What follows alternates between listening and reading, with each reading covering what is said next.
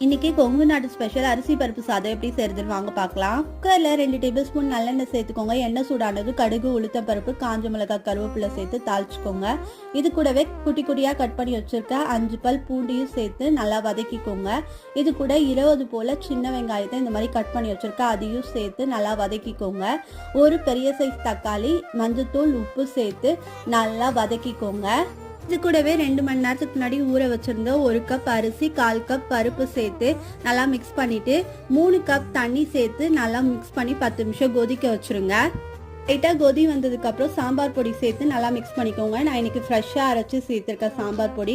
அப்புறம் கடைசியாக கொஞ்சம் உங்களுக்கு தேவையான அளவுக்கு நெய் சேர்த்து நல்லா மிக்ஸ் பண்ணிவிட்டு 3 விசில் வச்சு எடுத்தீங்கன்னா சூப்பரான அரிசி பருப்பு சாதம் ரெடி. இதுக்கு சைடிஷே தேவையில்லை. அப்படி வேணும்னா உருளைக்கிழங்கு பொரியல் இல்லைன்னா வத்தல் வச்சு சாப்பிட்டீங்கன்னா போதும். ட்ரை பண்ணி பார்த்துட்டு எப்படி இருக்குன்னு சொல்லி கமெண்ட் பாக்ஸில் கமெண்ட் பண்ணுங்கள். பாய்.